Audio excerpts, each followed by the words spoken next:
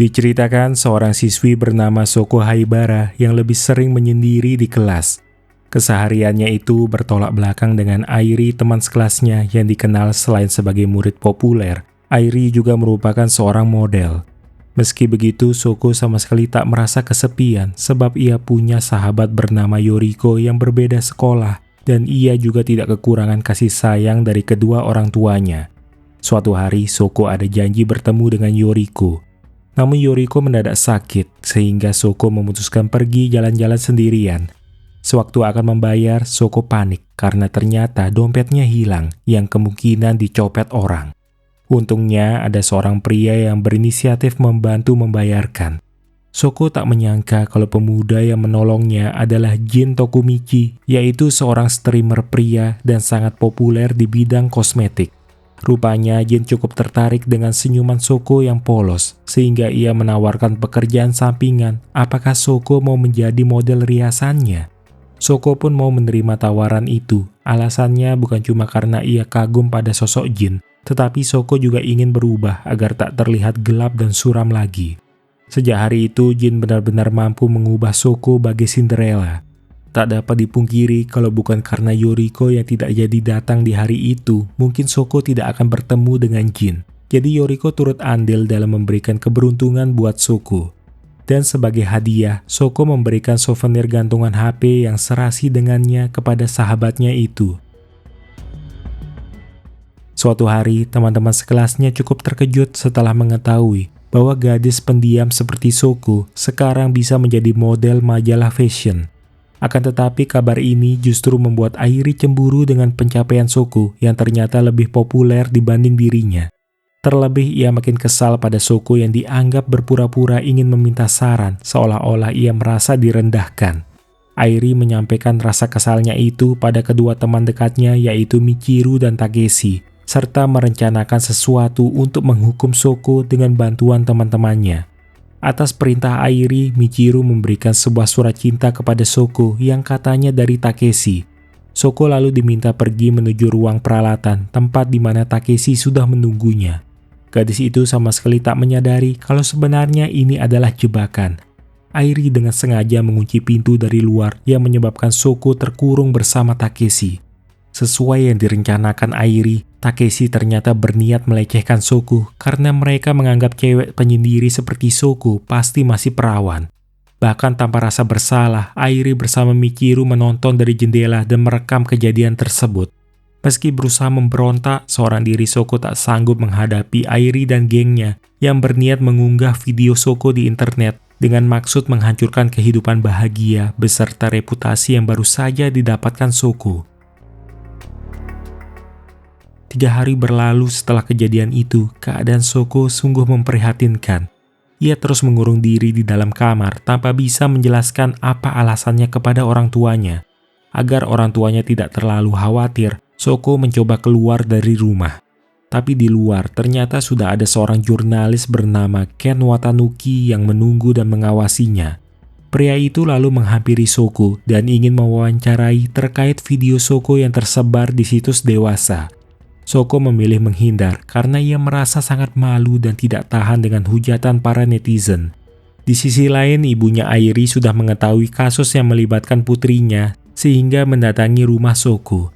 Ibunya Airi meminta maaf atas perbuatan putrinya dan berusaha meyakinkan Shoko untuk tidak memperpanjang masalah. Tak ingin membuat masalah makin rumit, Shoko meminta mereka semua pergi karena ia benar-benar sudah trauma melihat ketiga orang yang telah menyakitinya.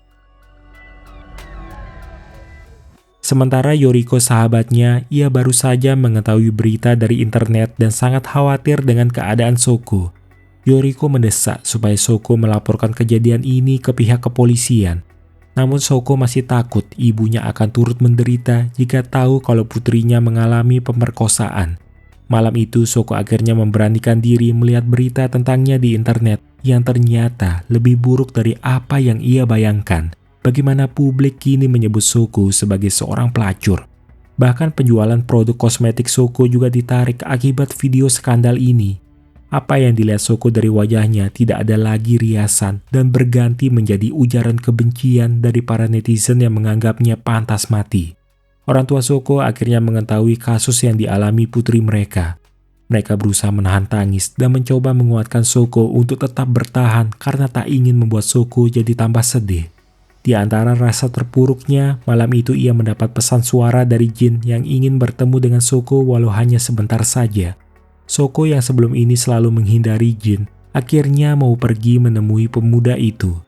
Mental Soko benar-benar terganggu dan ia memohon kepada jin untuk menghapus riasan penuh kebencian di wajahnya. Sayangnya jin yang juga merasa bersalah atas apa yang dialami Soko tak dapat berbuat apa-apa. Menyadari kehidupannya tak bisa kembali seperti semula lagi, Soko memilih pergi meninggalkan jin. Akan tetapi, sewaktu dalam perjalanan pulang, Soko terkejut melihat api yang telah membakar rumahnya beserta ayah dan ibunya yang masih berada di dalam. Pihak kepolisian menyebut peristiwa ini diduga akibat kelalaian pemilik rumah membuat Soko merasa menyesal telah menyebabkan kedua orang tuanya mati. Setelah kehilangan segalanya, Soko pindah tinggal bersama neneknya di desa. Ia terus mengasingkan diri dari pandangan orang hingga 10 tahun berlalu. Saat Soko kembali kehilangan satu-satunya keluarga, yaitu neneknya yang akhirnya meninggal dunia, ia merasa hidup sebatang kara dan akhirnya berniat bundir. Akan tetapi dalam prosesnya, ia secara kebetulan melihat Airi tampil di TV bersama teman-temannya. Melihat wajah Airi yang tersenyum bahagia seakan mengembalikan kenangan buruk yang pernah dialami Soko di masa lalu. Tubuhnya mulai memberontak dan menyadarkan dirinya kalau sekarang belumlah saatnya untuk dia mati. Soko telah bertekad akan membalas dendam terhadap orang-orang yang telah menghancurkan hidup dan merenggut nyawa kedua orang tuanya. Suatu hari di acara pesta, terlihat Airi yang masih saja suka memanfaatkan orang-orang di sekitarnya untuk meraih apa yang dia inginkan. Saat ini impiannya adalah menikahi seorang pria sukses dan kaya raya.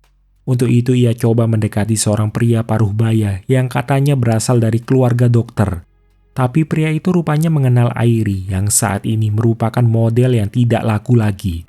Tak terima disindir, tabiat asli Airi yang suka berkata kasar pun terucap dan balas menghina pria itu.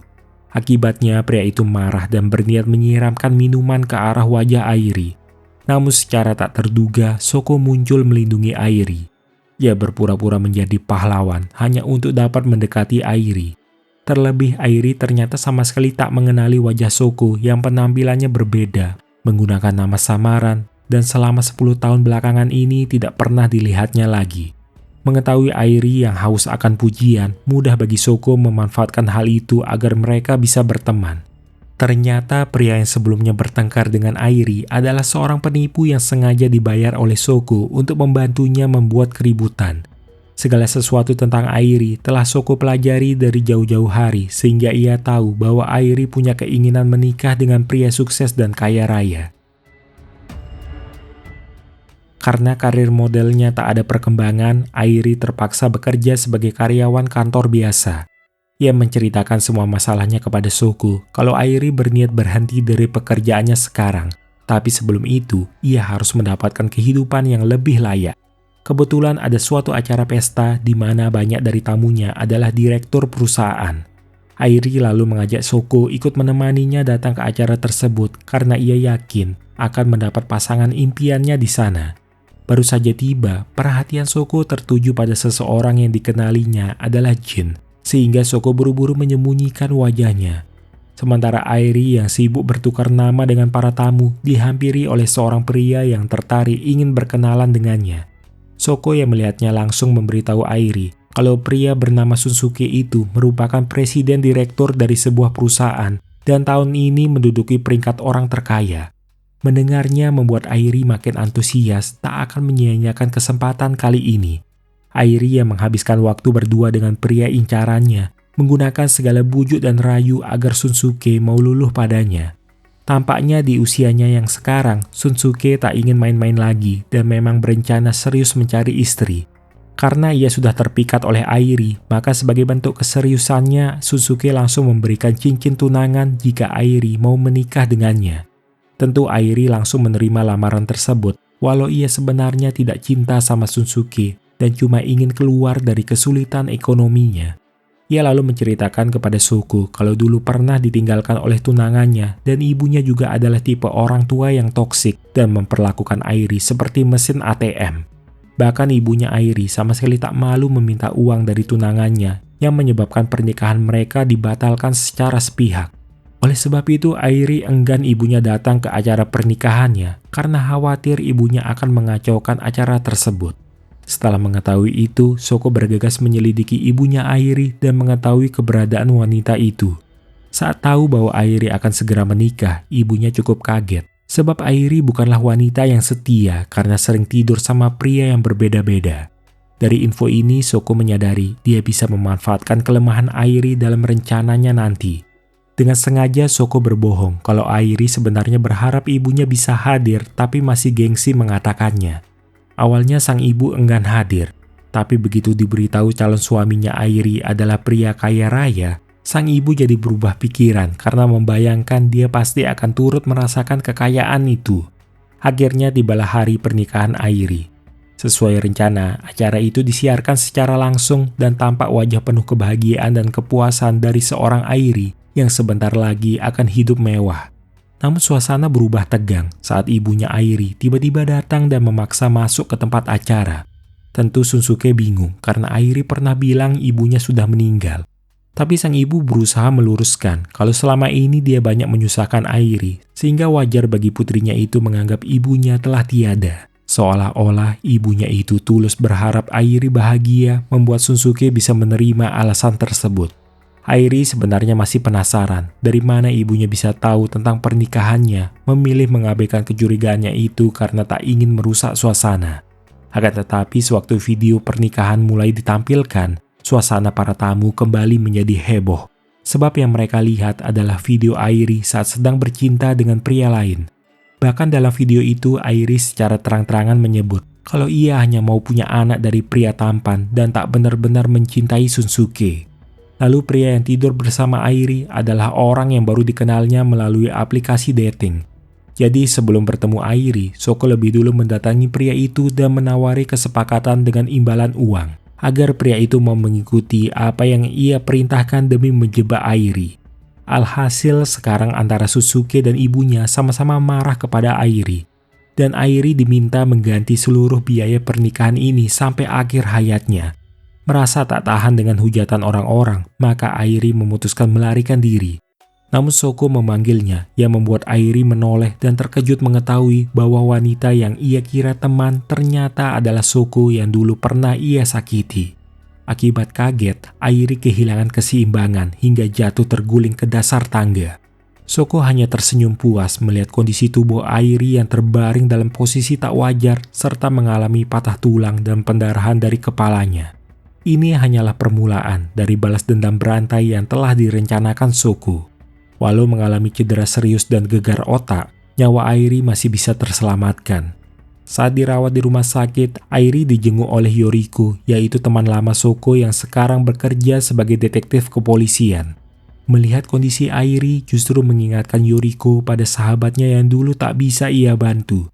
Tapi Yoriko sama sekali belum tahu bahwa Airi adalah wanita yang dulunya pernah merundung Shoko sewaktu SMA. Setelah sukses menghukum Airi, rencana balas dendam berikutnya Shoko menargetkan Takeshi, yaitu pria yang telah memerkosanya. Dalam penyelidikannya, Shoko mengetahui bahwa sekarang Takeshi telah menikah dan memiliki seorang anak perempuan. Takeshi juga menjadi member di salah satu klub yang setelah didatangi oleh Shoko, di sana ia justru bertemu dengan Jin. Rupanya Jin adalah pemilik klub tersebut yang semenjak terjadi kasus 10 tahun lalu memilih berhenti sebagai streamer dan sekarang berbisnis di bidang makanan dan minuman. Sejujurnya selama 10 tahun ini, Jin terus memikirkan Shoko yang keberadaannya tidak diketahui. Karena mempercayai Jin, maka Shoko menceritakan semuanya bagaimana sejak peristiwa kebakaran yang merenggut nyawa orang tuanya, ia hidup dalam rasa keputusasaan dan nyaris mengakhiri hidup. Tapi setelah melihat tayangan yang menampilkan Airi dan kawan-kawannya, Shoko akhirnya menemukan arti dari hidupnya, yaitu balas dendam. Ia telah bertekad merampas seluruh kebahagiaan dari orang-orang yang telah menghancurkan hidupnya. Bukannya menentang keputusan Shoko, Jin cuma tak ingin Shoko menyia-nyiakan hidupnya yang berharga. Hanya saja bagi Shoko, semua itu sudah terlambat. Setelah diberitahu bahwa orang yang menjadi targetnya sekarang adalah pria yang dulu telah memerkosa Shoko, akhirnya Jin berubah pikiran dan mau membantu balas dendam. Sebab tak dapat dipungkiri bahwa Jin adalah orang yang dulunya mengajak Shoko masuk ke dunia modeling. Dan di saat Shoko terpuruk dan membutuhkan bantuan, Jin malah tak bisa menolongnya. Jadi sekarang ini kesempatannya menebus dosa di masa lalu dan rela menanggung derita sebagai ganti kebahagiaan Shoko. Langkah pertama dalam rencana ini, mereka perlu mencari tahu hal apa yang membuat Takeshi bahagia.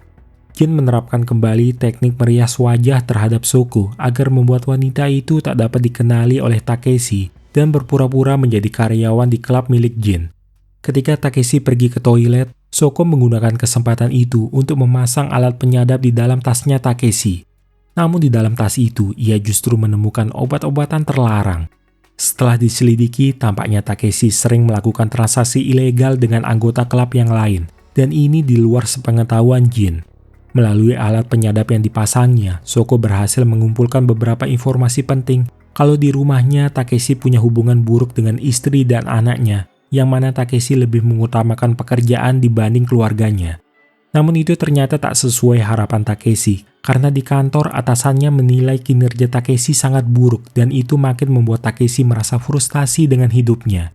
Di saat itulah Shoko memanfaatkan kesempatan untuk mendekati Takeshi, yaitu dengan mengenalkan diri sebagai staf khusus dari kantor utama. Shoko membujuk pria itu supaya mau membuat kesepakatan kerjasama dengan perusahaan mereka. Melihat jumlah transaksi yang besar, langsung menarik perhatian Takeshi yang memang sedang ingin memperbaiki karirnya. Sebagai rasa terima kasih, Takeshi mengajak Shoko makan-makan bersama. Selagi Shoko memesan minuman, diam-diam Takeshi mengeluarkan obat tidur dan memasukkannya ke dalam minumannya Shoko. Namun beberapa waktu kemudian, saat terbangun, Takeshi seperti tidak sadar kenapa ia bisa pindah ke kamar hotel bersama dengan Shoko. Wanita itu lalu bilang kalau semalam Takeshi terlalu mabuk dan mereka berdua bercinta sesuai keinginan Takeshi. Walau tidak mengingatnya, setidaknya Takeshi merasa tenang rencananya berjalan lancar. Setelah berhasil mendapat kepercayaan dari bosnya kembali, Takeshi yakin proyek besar kali ini akan membuatnya naik jabatan. Sekarang tinggal memperbaiki hubungan dengan keluarganya dan berusaha meyakinkan istrinya kalau ia pasti akan berubah, lebih mengutamakan keluarga dibanding pekerjaan. Dengan suasana keluarga yang kembali membaik dan karirnya juga berkembang, Takeshi seolah berada di puncak kebahagiaannya. Semua pembicaraan keluarga itu tentu didengarkan oleh Shoko melalui alat penyadapnya. Jika targetnya sudah berada di puncak kebahagiaan, artinya sudah saatnya Shoko menjatuhkan Takeshi hingga ke lembah neraka. Ia kemudian menyerahkan dokumen berisi bukti-bukti kepada Jin yang akan menyelesaikan. Jadi keesokan hari, Jin mendatangi perusahaan tempat Takeshi bekerja untuk melihat proposal akhir kerjasama yang akan dipresentasikan. Awalnya rapat itu berjalan lancar dan cukup menjanjikan. Tapi di tengah-tengah acara, Jin terlihat mulai mengeluarkan ponselnya. Dan di saat itulah terjadi kehebohan di antara peserta rapat yang disebabkan oleh materi yang tiba-tiba berubah menampilkan foto skandal Takeshi dengan beberapa wanita lengkap dengan pesan ancaman. Di saat keributan mulai terjadi, Yoriko bersama anggota kepolisian turut menerobos masuk ruang rapat. Rupanya pihak kepolisian juga menerima laporan beserta bukti atas pelecehan dan pemerasan yang dilakukan oleh Takeshi. Tak ingin ditahan, Takeshi mencoba kabur dari kejaran polisi. Lalu bagaimana cara Shoko mendapatkan bukti-bukti ini? Jadi pada malam sewaktu Shoko pergi makan bersama Takeshi, sebenarnya Shoko melihat Takeshi yang memasukkan obat ke dalam minumannya. Dengan sengaja Shoko menjatuhkan garpu agar ia punya waktu menukar gelasnya dengan milik Takeshi. Shoko hanya berpura-pura tidur sampai memastikan Takeshi hilang kesadaran akibat meminum obatnya sendiri. Setelah itu ia mengatur situasi seolah-olah berjalan seperti keinginan Takeshi, sementara Shoko mulai meretas laptop pria itu untuk mengambil file-file penting. Dari apa yang ditemukannya, Shoko tak menyangka Takeshi ternyata lebih busuk dari bayangannya. Modus kejahatan Takeshi yaitu mendekati korbannya menggunakan obat tidur lalu merekamnya. Para korban tak hanya dilecehkan dan diancam, tapi juga diperas uangnya. Lalu ia menggunakan uang tersebut untuk membeli obat-obatan terlarang.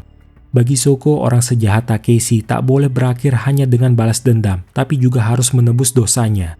Takeshi akhirnya berhasil ditangkap tepat di hadapan anak dan istrinya yang sudah mengetahui perbuatannya. Istrinya sangat kecewa karena selama ini telah dibohongi dan merasa dikhianati oleh Takeshi yang tak pernah sungguh-sungguh menyayangi mereka.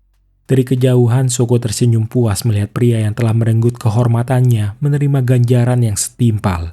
Shoko selalu meyakini semakin orang tersebut bahagia, maka akan semakin menyakitkan saat dia kehilangan segalanya. Beberapa waktu kemudian, Shoko dan Jin menerima kabar kalau Takeshi memutuskan bundir di penjara.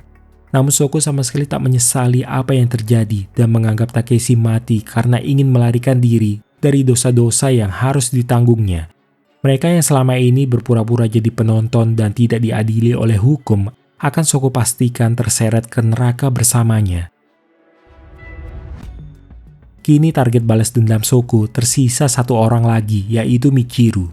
Dari informasi yang didapat, wanita itu bekerja di sebuah perusahaan properti hanya sebagai pegawai kontrak, belum menikah dan tidak memiliki kekasih. Jika melihat postingan di sosmednya, dapat disimpulkan Michiru menggemari idol cowok dan aktor-aktor yang tampan.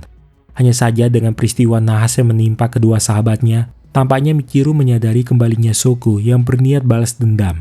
Michiru yang panik memutuskan pergi menemui Airi di rumah sakit sebab ia sangat takut menjadi korban selanjutnya. Michiru menganggap Airi lah yang harus bertanggung jawab jika sampai terjadi sesuatu pada dirinya. Sayangnya Airi tak merespon apa-apa, cuma dia mematung dengan mata terbuka akibat kepalanya yang mengalami gegar otak. Sewaktu berniat pulang, ada seseorang yang tak sengaja menabrak Michiru dan membuat wanita itu kesal karena poselnya terjatuh. Tapi saat melihat orang tersebut, rasa kesal Michiru mendadak hilang, dikarenakan terpesona dengan ketampanan pria yang menabraknya, tanpa mengetahui bahwa sebenarnya pria bernama Sora itu adalah seorang host yang merupakan orang kepercayaan Jin. Sebagai permintaan maaf, Sora berniat mengganti layar ponselnya Michiru, serta mengundang wanita itu datang ke klub tempatnya bekerja.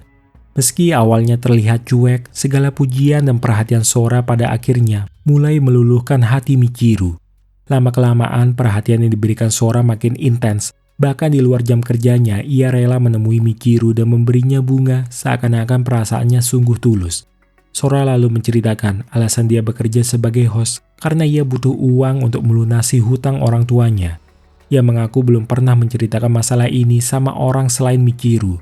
Seandainya hutang orang tuanya lunas, maka Sora tidak perlu lagi menjadi host dan bisa menjalani hidup normal bersama wanita yang ia cintai. Di tempat lain, Shoko mengunjungi rumahnya yang dulu terbakar dan sekarang telah rata dengan tanah untuk meletakkan bunga buat mengenang orang tuanya. Namun ia tak menduga akan bertemu dengan Yoriko teman lamanya di sana. Sejujurnya, Yoriko sangat mengkhawatirkan keadaan Shoko yang tidak diketahui keberadaannya. Melihat Yoriko masih menyimpan gantungan kunci pemberiannya, Shoko bersyukur sahabat satu-satunya itu tidak pernah melupakannya. Selama 10 tahun ini, Yoriko masih menyesali dirinya yang dulu tak bisa melakukan apa-apa untuk membantu Shoko. Inilah alasan Yoriko memutuskan menjadi polisi agar suatu saat nanti ia dapat menolong sahabatnya itu. Mengetahui bahwa Yoriko adalah seorang detektif justru membuat Shoko cemas. Sebab ini artinya Yoriko akan menjadi ancaman buatnya.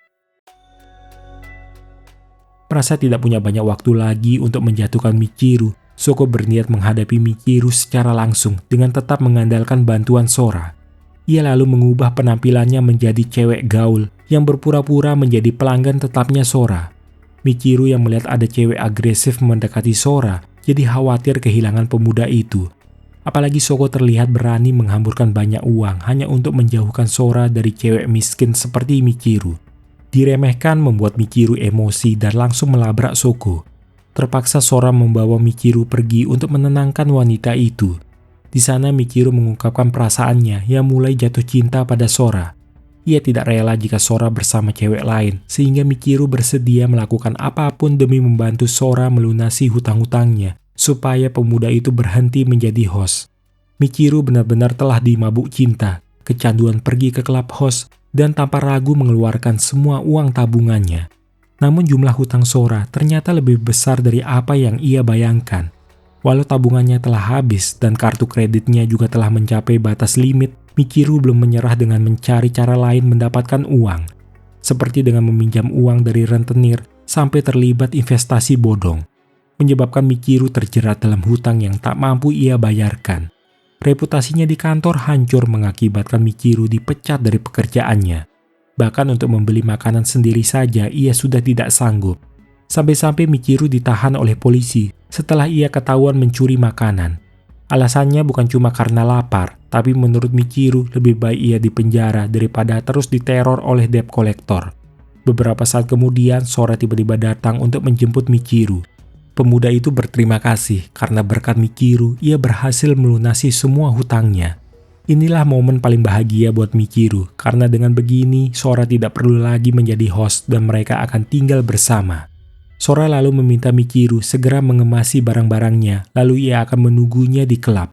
Akan tetapi sesampainya di klub, bukan Sora yang menyambutnya, melainkan Shoko.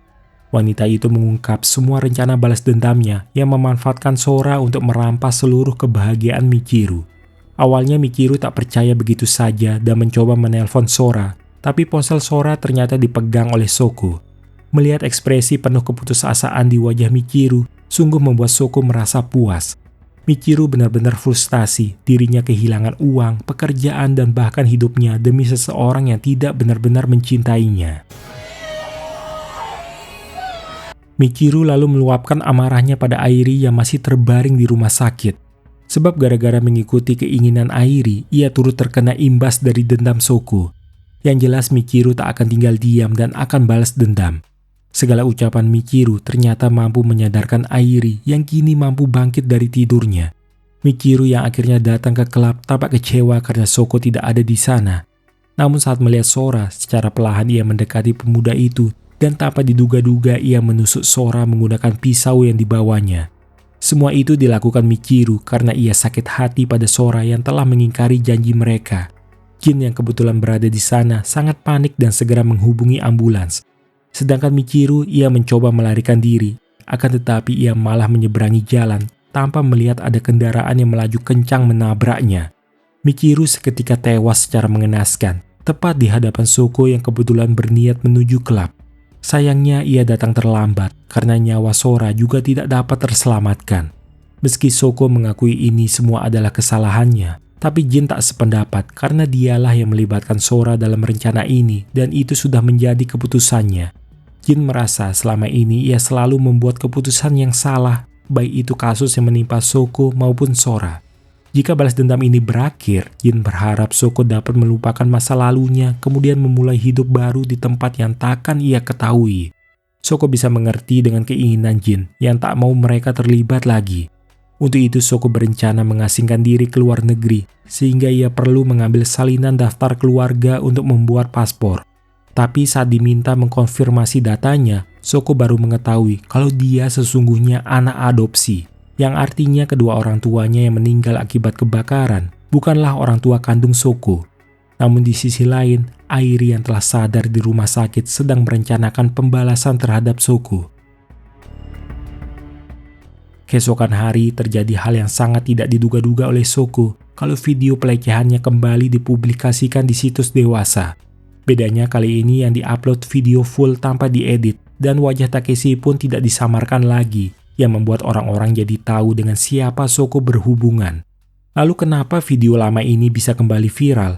Yaitu disebabkan oleh seorang mantan jurnalis yang sekarang menjadi streamer bernama Ken Watanuki membahas kasus itu di channel pribadinya. Shoko masih mengingat jelas bahwa dulunya ia pernah bertemu dengan pria itu. Tampaknya Ken tetap memantau dari terjadinya kasus yang menimpa Airi, Takeshi, dan Michiru. Dari ketiga kasus itu, maka Ken menghubungkan kembali dengan Shoko yang ia anggap sedang berupaya balas dendam. Di sisi lain, detektif Yoriko kembali mendatangi Airi untuk memastikan kecurigaannya apa video itu yang mengunggahnya adalah Airi. Sebab sewaktu menonton video itu, Yoriko dapat mengenali ada suara Airi yang menandakan bahwa dulu wanita itu adalah pelaku yang merekam video tersebut. Airi salah mengira Yoriko akan membantunya menangkap Shoko. Dan ia pun terkejut saat tahu bahwa Yoriko adalah teman lamanya Shoko. Tak bisa menyembunyikannya lagi, akhirnya Airi mengakui kalau dia bersama Takeshi dan Michiru terlibat dalam kasus pelecehan Shoko 10 tahun lalu. Tapi Airi berani bersumpah kalau mereka bukanlah pelaku yang membakar rumahnya Shoko. Oleh sebab itu, Airi menganggap apa yang dia alami saat ini tidaklah adil, bahkan lebih parah dibanding penderitaan yang Shoko rasakan. Airi pun mengancam jika polisi tidak membelanya, maka dia akan balas dendam terhadap Soko. Kemunculan musuh baru yang sama sekali tidak ia perkirakan menyebabkan Soko takut keluar dari kamar apartemennya. Sampai akhirnya Jin datang untuk memeriksa keadaan Soko. Satu hal yang paling disesalkan oleh Soko, seandainya ia tidak diadopsi, mungkin sekarang orang tuanya masih hidup. Jin yang mendengar curahan hati Soko merasa iba pada wanita itu yang bertahun-tahun menjalani hidup sendirian dan penuh penderitaan. Maka seorang diri Jin pergi menemui Airi di rumah sakit untuk memperingatkan wanita itu agar tidak mengganggu hidup Soko lagi, karena kalau tidak, ia akan membuat hidup Airi makin sengsara. Namun Airi menganggap dirinya adalah korban, jadi wajar baginya membalas perbuatan Soko. Sekalipun tubuhnya sekarang cacat, akan ada orang lain yang bisa menggantikannya bergerak, mengumpulkan orang-orang dari internet lalu mencari keberadaan Soko dan menghukumnya lagi. Mendengar ucapan Airi, Jin sadar kalau wanita itu serius ingin mencelakai Soko.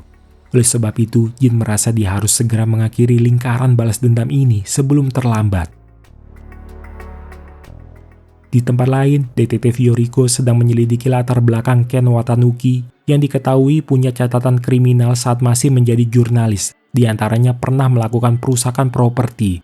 Rupanya pembicaraan itu didengarkan juga oleh Soko yang telah memasang alat penyadap pada gantungan kunci Yoriko yang sempat ia tukarkan pada pertemuan terakhir mereka.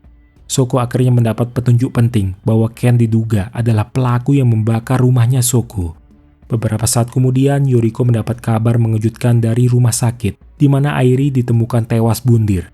Ada surat wasiat di ponselnya yang bilang bahwa Airi sudah muak dengan hidupnya. Sementara Soko, ia menyampaikan kepada Jin kalau balas dendamnya ternyata belum berakhir, karena masih ada satu orang lagi yang harus ia hukum, yaitu Ken Watanuki. Seingatnya, ia sempat berpapasan pada malam kebakaran. Jadi untuk memastikannya, mereka perlu mencari bukti dengan menyusup ke dalam rumahnya Ken. Entah mengapa Soko merasa aneh, ia bisa dengan mudahnya masuk ke rumah tersebut dan komputernya Ken juga tidak terkunci. Tapi saat baru membuka PC, Soko dikejutkan oleh Ken yang tiba-tiba pulang sehingga tak ada pilihan selain bersembunyi di bawah tempat tidur. Karena dalam kondisi mabuk, Ken akhirnya tertidur. Dan di waktu itulah Soko keluar dari persembunyiannya untuk kembali memeriksa PC. Di dalamnya Soko menemukan satu video yang memperlihatkan saat Ken menyusup masuk ke dalam rumahnya dengan tujuan mencari bahan berita mengenai video Soko yang viral.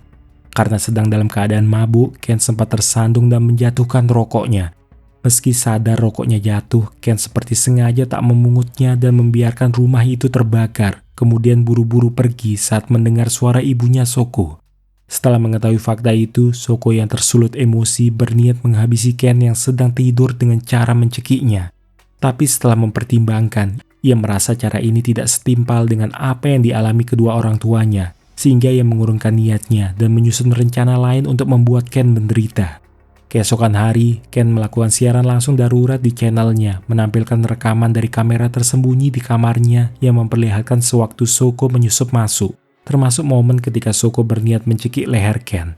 Ia bahkan menunjukkan luka lebam pada lehernya, seolah ingin menunjukkan kalau Soko sungguh-sungguh berniat membunuhnya. Padahal kenyataannya, Soko belum sempat mencekik Ken. Jadi bisa dikatakan luka lebam itu adalah perbuatan Ken sendiri untuk membuat orang-orang percaya bahwa Soko adalah sosok yang kejam.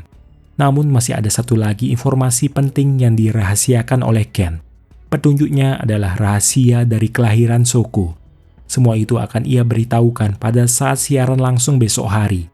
Jadi ia meminta Soko keluar dari persembunyiannya dan menentukan di mana mereka berdua bisa bertemu.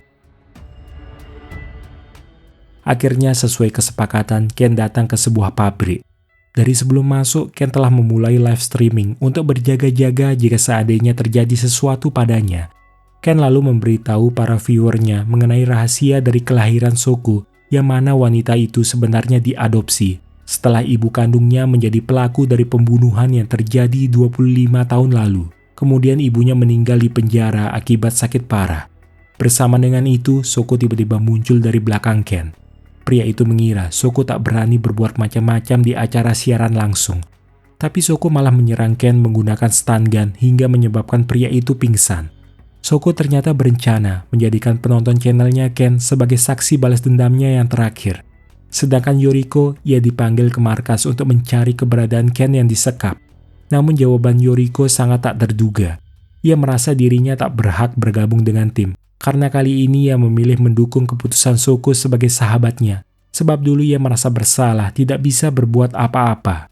Faktanya Ken merupakan pelaku yang mengorbankan nyawa orang tua Shoko demi mendapatkan popularitas. Tak terkecuali para netizen di luar sana yang selama ini melontarkan hinaan penuh kebencian terhadap Shoko, seakan-akan mereka yang paling suci dan benar, padahal tak ada bedanya dengan pengecut yang bersembunyi di balik akun samaran. Melalui siaran langsung ini, Shoko menyatakan balas dendam terhadap para netizen yang menghujatnya. Ken menyebut penderitaan yang dialami Shoko adalah karma akibat ibunya melakukan kejahatan dan mungkin keluarga korban juga membencinya. Tanpa ia ketahui, rupanya sebelum ini Shoko sempat menyelidiki penjara tempat ibunya dulu ditahan. Di sana ia bertemu dengan petugas yang mendengar secara langsung bagaimana ibu kandungnya memohon dan mempercayakan kepada orang tua angkatnya untuk merawat Shoko. Dari hal ini Shoko percaya kalau dia dicintai oleh orang tuanya. Balas dendam ini akan menjadi bukti bahwa ada keadilan yang tak bisa diberikan oleh hukum. Dari sana Ken mulai menyadari tujuan utama Shoko adalah membunuhnya. Pria itu masih bersikap tenang karena berpikir jika publik menyaksikan peristiwa ini, maka dia akan menjadi sejarah. Inilah puncak kebahagiaan bagi Ken.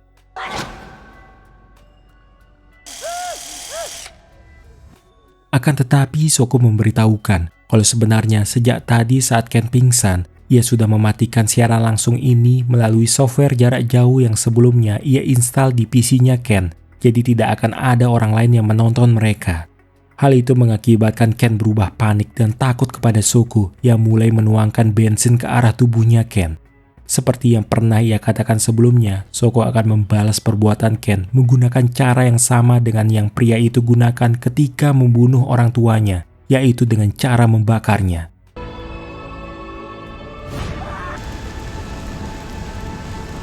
Pada akhirnya Shoko benar-benar membuat Ken merasakan penderitaan dan mati dengan cara yang mengenaskan. Setelah peristiwa itu, Jin berharap Shoko mau tetap bertahan hidup. Ia meminta maaf tidak dapat mengembalikan apa yang hilang dalam diri Shoko. Tapi senyuman tulus Shoko yang ia lihat 10 tahun lalu takkan pernah bisa Jin lupakan dan akan selalu ada di dalam ingatannya. Karena Jin tak ingin Shoko mengotori tangannya, maka ia memutuskan menyerahkan diri ke polisi dan menanggung semua tuduhan demi menggantikan wanita yang ia cintai atas kematian Sora, pembunuhan Airi, dan Ken. Jin menyadari tak ada balas dendam yang akan membuat seseorang bahagia. Namun bagi wanita seperti Shoko, hanya dengan balas dendam dia bisa mulai melangkah lagi. Meski berhasil membunuh Ken, dendam ini belumlah berakhir. Karena masih ada orang yang harus dibalas, yaitu para netizen yang menyakiti Shoko. Sejak hari itu Shoko belum tertangkap. Ia tinggal di dalam benak orang-orang yang sudah menghujatnya dan dipercaya masih terus memburu target balas dendamnya. Seumur hidup, Shoko tak akan melupakan pemandangan ketika api kebencian merenggut seluruh kebahagiaan darinya. Cerita pun selesai. Terima kasih telah menonton hingga akhir cerita. Bersama saya Hendy, sampai jumpa lagi di kesempatan lainnya.